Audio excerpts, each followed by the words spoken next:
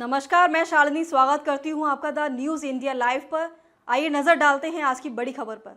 सावन में कौन कौन से 8 शुभ काम कर सकते हैं। पूजा पाठ के साथ ही नकारात्मक विचारों का भी व्रत करें, बुरी बातों से दूर रहें और शिव मंत्र जपें, लिखें। आत्मशुद्धि करने का संदेश भी देता है। आयुर्वेद के अनुसार मानसून में वात दोष की वृद्धि होती है, जिससे बेचैनी, थकावट और विचारों में अस्थिरता पैदा होती है। इसी असंतुलन को ठीक करने के लिए सावन में पूजा पाठ के साथ ही ध्यान करने का भी महत्व है। जानिए सावन में कौन कौन से शुभ काम किए जा सकते हैं। सावन में व्रत सिर्फ खाने से नहीं बल्कि विचारों से भी करना चाहिए। इन दिनों में नकारात्मक विचारों से दूरी बनाकर मन को शांत रखें, ध्यान करें। ऐसा करने से सकारात्मकता बढ़ेगी और विचार पवित्र होंगे।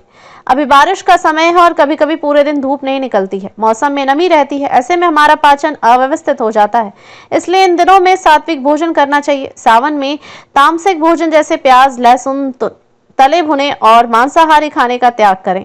इनकी जगह फल, नारियल, गाय का दूध और गाय के दूध से बने घी से बनी चीजें, घर के संतुलित खाने को प्राथमिकता दें।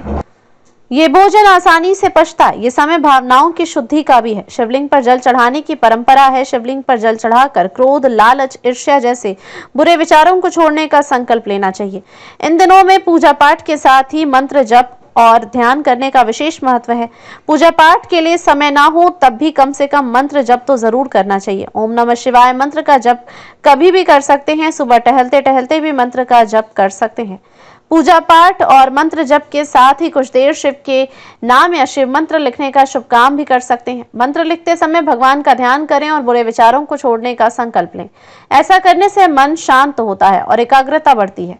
घर परिवार हो या समाज, किसी भी बात के लिए तुरंत प्रतिक्रिया नहीं देनी चाहिए। पहले सोच विचार करें और फिर कोई प्रतिक्रिया दें। सावन में पूजा पाठ कर रहे हैं, भक्ति कर रहे हैं तो मौन को जीवन में उतारना चाहिए। विवाद के समय मौन रहेंगे तो नकारात्मक बातों से बच सकते हैं। भगवान शिव ऐसे भक्तों पर विशेष कृपा करते हैं जो दूसरों की निस्वार्थ भाव से सेवा करते हैं। अपने घर के आसपास दुखी लोगों की मदद करें, पेड़ को पानी दें, सार्वजनिक जगहों पर पौधे लगाएं और उनकी देखभाल करने का संकल्प लें।